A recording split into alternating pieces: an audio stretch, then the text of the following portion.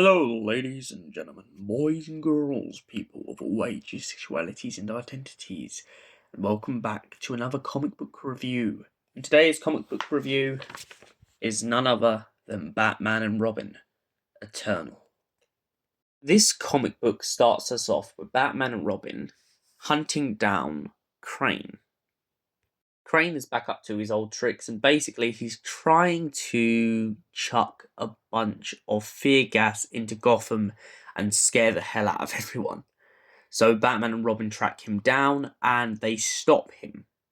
Meanwhile, elsewhere, Dick Grayson finds Tim, and Tim seems to be under some sort of psychosis that has been infused to him by a woman going by the name of Mother.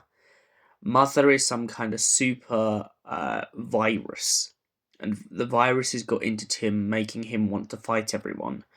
The only way to break out of it is from within.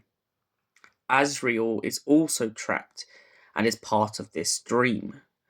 Azerial has jumped inside of the dream, watching over and over as Tim comes face to face with the day he died, when Joker killed him. Joker in this dream state keeps constantly mocking him, calling him out and saying that Batman's never going to turn up. Tim keeps wanting to fight him, but knowing that if he does so, that he succumbs to the virus. Dick Grayson tries to bring it out into Tim and tell him that the only way for him to be able to escape this nightmare is to accept the reality and accept the pain. He has to take the beating again. He has to live the nightmare. He has to die again. Once Tim accepts this, he manages to wake up from the virus, as the virus is now starved of its feeding ground. The pair of them team up with Azerial and start taking down the goons in the base. But Azerial stays behind, sacrificing himself in turn to save the other two lads. They escape in a plane and head back for Gotham to try and deal with the rest of the goons. What did I think of Batman Eternal? It's a good comic. It's got some very strong points in the beginning, some very strong points in the middle by going back to Tim's death and stuff like that. But I really feel like the letdown in this comic book is the fact that we didn't really need Batman to turn up in the beginning.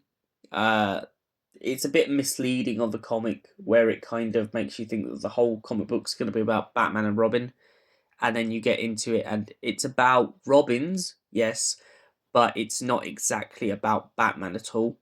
Batman's just a very small fraction of it, and going around, and he just goes back to saving the city. Meanwhile, you've got all these Robins trying to help each other.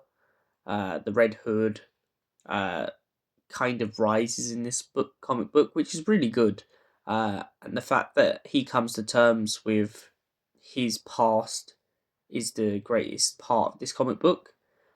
Dick Grayson's attempt at helping him out and attempt at trying to convince Azerial and Tim that what they're doing is wrong, I found really compelling. I feel like it's the fact that Dick Grayson isn't Batman is why it was easier for it to convince them.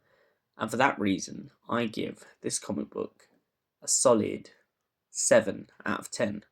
Thanks for watching, and we'll see you in the next comic book review. Till then, stay beautiful, gorgeous people.